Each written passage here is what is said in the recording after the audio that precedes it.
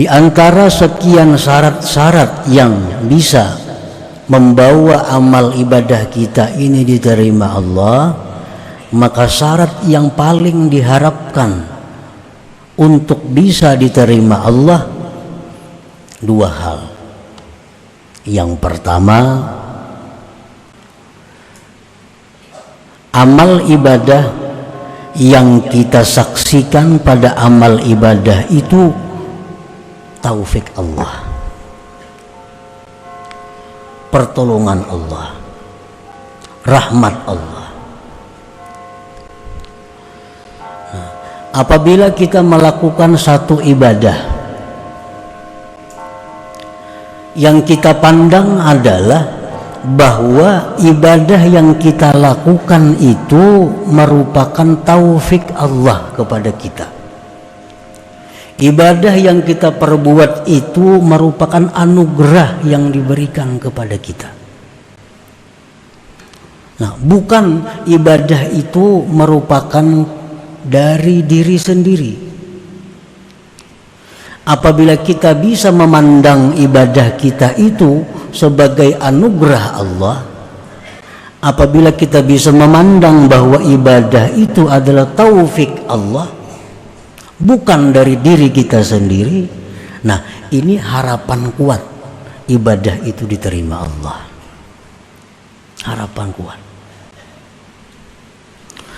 Yang kedua, ibadah yang kita lakukan itu tidak kita jadikan sesuatu yang menghasilkan baik derajat, baik keluasan rezeki, baik surga atau lainnya. Aku pangdahulu tuh hukma amalakan itu, nah akhirnya aku murah rajaki. Nah ini ngarannya berpegang kepada amalan. Nah bila kita macam itu halnya, ini salah satu sebab yang mencegah diterimanya itu amalan. Amalan-amalan yang telah kita lakukan itu jangan kita perpegangi, jangan kita bikin andalan. Sebabnya apa? Sebabnya kita tahu bahwa amalan yang kita lakukan itu banyak rusaknya. Kita tahu bahwa amalan yang kita perbuat itu banyak aibnya. Jadi janganlah kita berpegang kepada amalan-amalan yang kita lakukan itu. Yang kita pegang adalah rahmat Allah yang diberikan kepada kita. Bila dua hal ini ada di dalam satu amalan, maka itu adalah tanda yang kuat bahwa amal ibadah kita itu diterima di sisi Allah Subhanahu wa ta'ala. Kita umpamanya sembahyang kita itu kita saksikan bukan dari diri kita, tetapi sembahyang itu adalah semata-mata anugerah Allah. Demikian ibadah lainnya. Yang kedua, sembahyang itu kada bisa aku jadikan sebagai alat, aku jadikan sebagai sebab untuk mencapai sesuatu. Karena sembahyangku itu banyak rusaknya. Jadi yang aku harapkan bukan dari sembahyang itu, yang kuharapkan adalah rahmat Allah yang melimpah kepadaku. Nah, bila dua hal itu ada pada satu sembahyang, maka sembahyang itu harapan besar diterima oleh Allah Subhanahu wa ta'ala. Allah Subhanahu wa ta'ala berfirman, "Walaula fadlullah alaikum wa rahmatuhu ma zaka minkum min ahadin abada."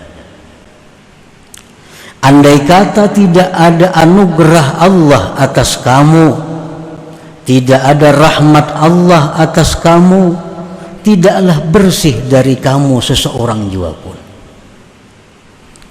Nah, seandainya tidak ada anugerah, tidak ada rahmat Allah kepada kita, kita kada kawa sembahyang,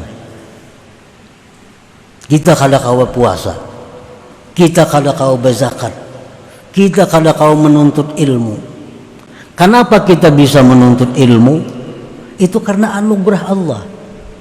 Nah, anugerah itulah yang kita pandang dalam setiap amal ibadah kita. Jangan kita pandang diri kita.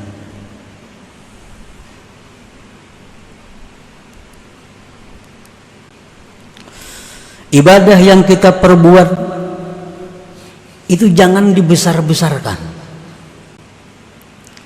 Apalagi dibikin satu andalan, satu pegangan. Karena ibadah itu kita yakin, kita tahu banyak rusaknya. Dan ibadah itu kullama suggirat kaburat. Ibadah itu bila mana kita kecilkan, ibadah itu bila mana kita hinakan, dia menjadi besar di sisi Allah. Wa idza kubbirat sagurat. Ibadah itu bila kita besarkan, ibadah itu bila kita andalkan, dia jadi kecil di sisi Allah, bahkan bisa tidak ada sama sekali di sisi Allah.